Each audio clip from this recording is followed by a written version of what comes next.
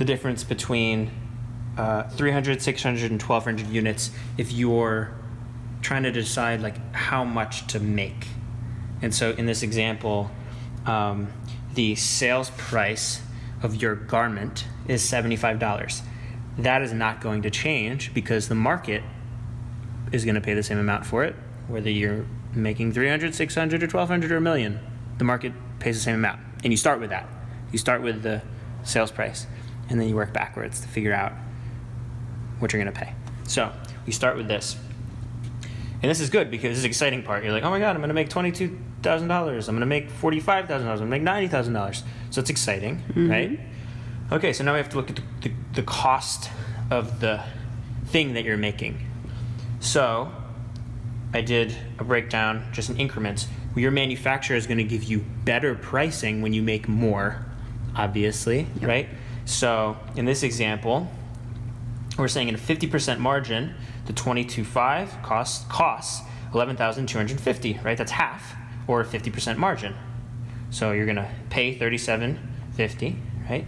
So that's how much it is. And if you move over to this one, we're going to do a 60% margin, right? So the cost is going to be a little bit less, right? The number's higher, but based off of the total, it's less. It's a 60% margin here. So this is going to be $18,000 and then $27,000 for this 1,200 one.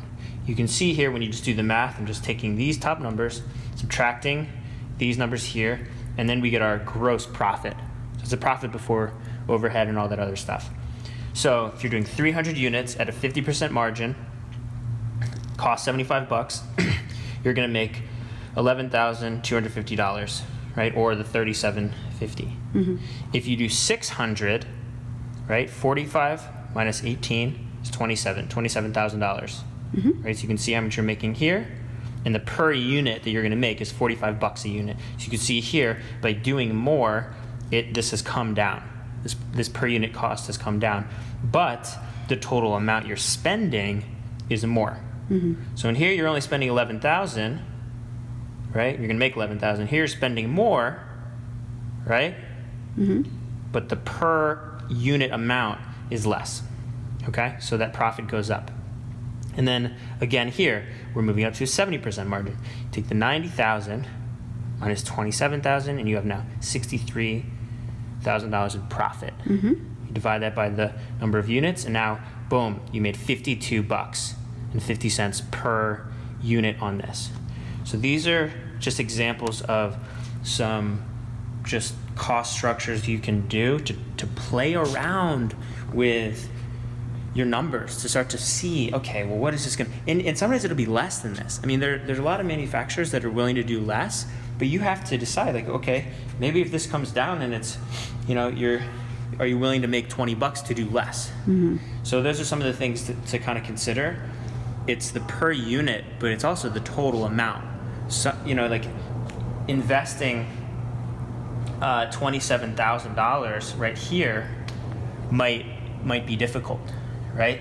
Yeah. So maybe you go with the 11, you take a little bit less, right? You make $37 instead of $50, but you've risked less here. So now you only, you put up the 11 in hopes of making 11. And that's really what we find, often brands can get a 50% margin on a low minimum order around that amount when they're going direct to consumer. It's a minimum amount, so you double the price and you sell it, and that's something that's realistic in LA as a margin, doubling the price. If you've heard of keystoning, you might think, oh, that's supposed to be divided by 4. Number one, that's for bigger brands typically that are doing more volume than just the minimum quantity, and it's tough to do. Anybody in this industry will tell you that's tough to do in America unless your retail price point is high enough. So for example, we do some button-down shirts that are sold for like $120. So then wholesale around $60, and then we make them around $30, and we can do that. So, what are the questions? That was great. That was a good breakdown. That's the breakdown of the day. It's the breakdown of the day. So this is important. These are great. This is really what you want to look at. Okay. Like the per unit is like, it's interesting and it's helpful, but you really need to look at the whole amount that you're investing. What are you going to get out of that? Yeah. And that's why it's so great. Like, here's my strategy. Start with small, gather data. Like, get heaps. You would say heaps. Yeah, Get I'd say heaps. heaps. Get heaps of data Yeah. with a small run. And then once you've proven that concept, go hard on this over here. Make more. And then you can scale out. But you got to figure out some stuff in the beginning. So don't try to make so much in the beginning. Yeah. Yeah, what I'm saying? definitely. Yeah. So just do some testing.